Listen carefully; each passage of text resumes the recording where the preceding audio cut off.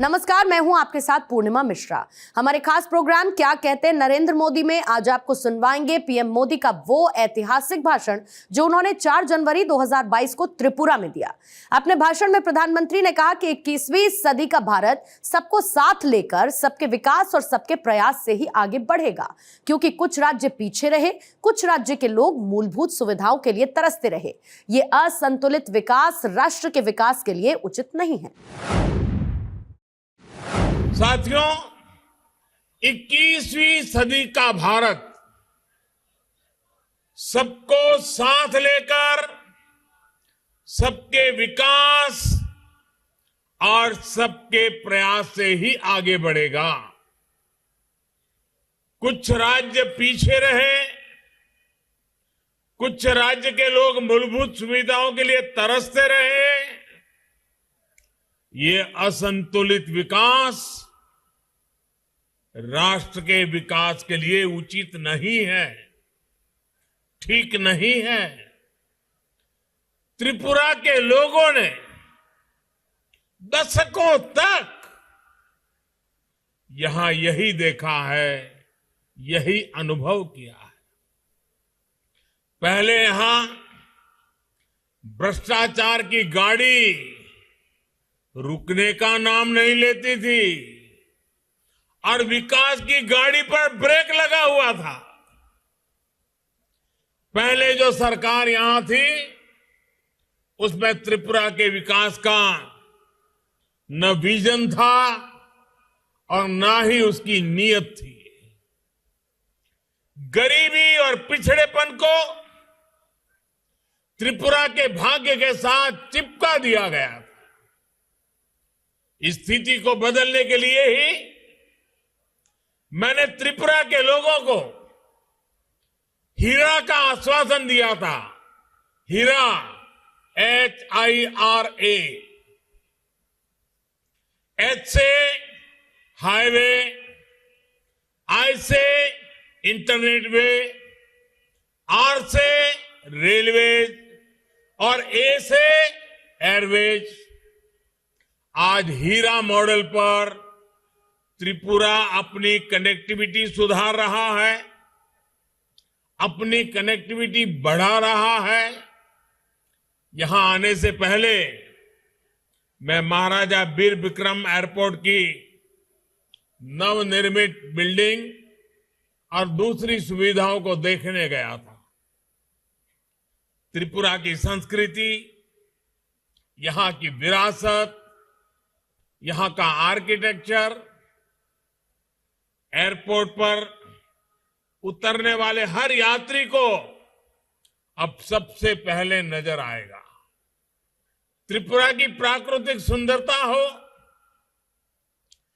Unakoti hills के जनजातीय साथियों की कला हो, पत्थर की मूर्तियां हो, ऐसा लगता है कि एयरपोर्ट पर पूरा त्रिपुरा सिमट आया है।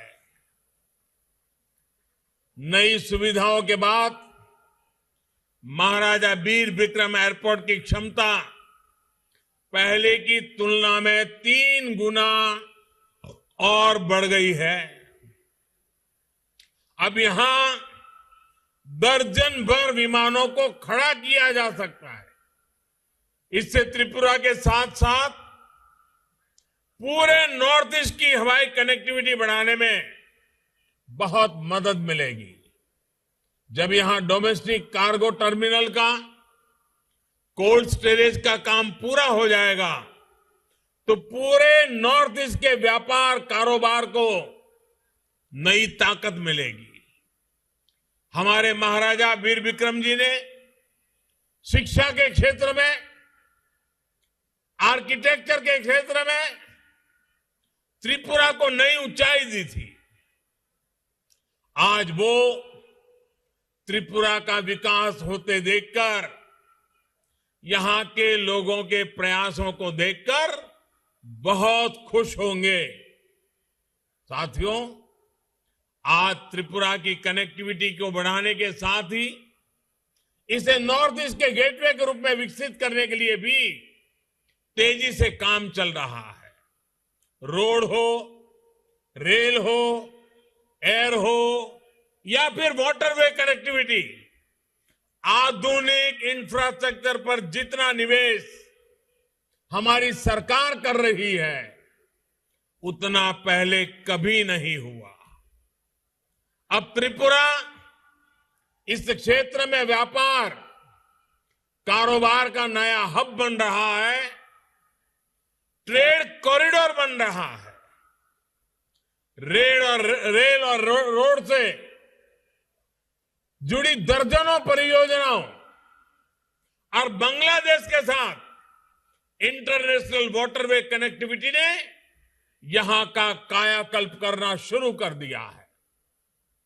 हमारी सरकार अगरतला अखौरा रेल लिंक को भी तेजी से पूरा करने का प्रयास कर रही है।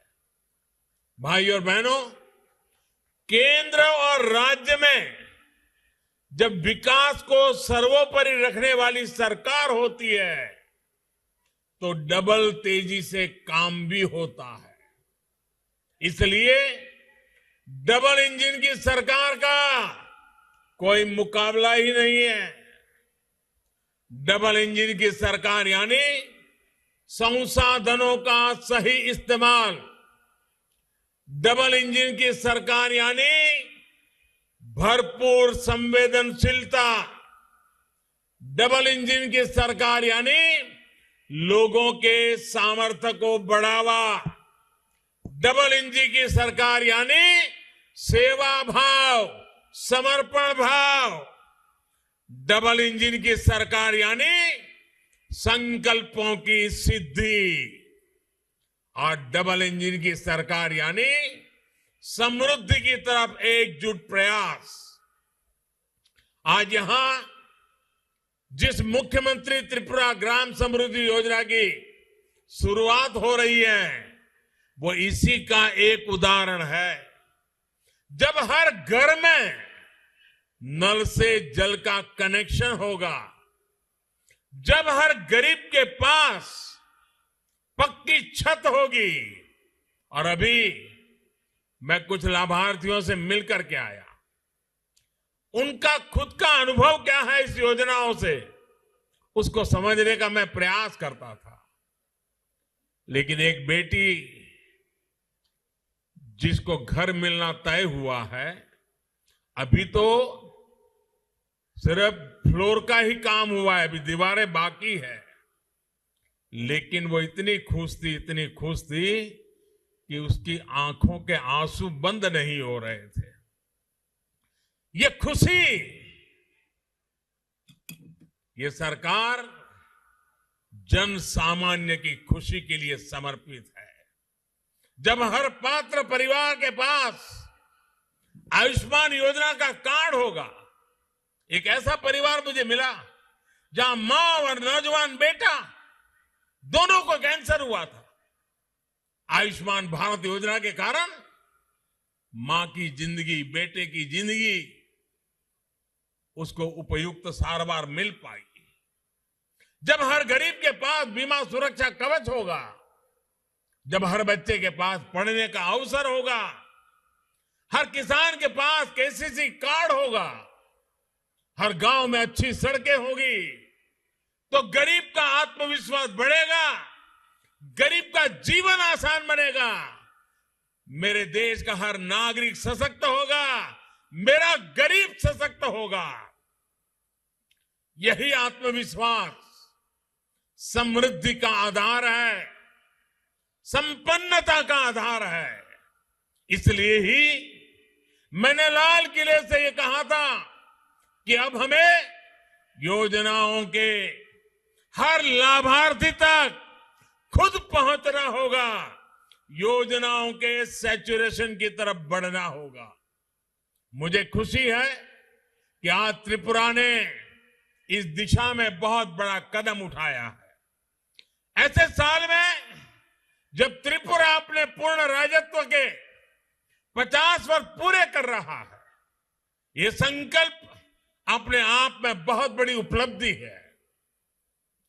गांव और गरीब के कल्याण के लिए चल रही योजनाओं को जन जन तक पहुंचाने में त्रिपुरा पहले ही देश के अग्रणी राज्यों में है। ग्राम समृद्धि योजना त्रिपुरा के इस रिकॉर्ड को और बेहतर बनाएगी।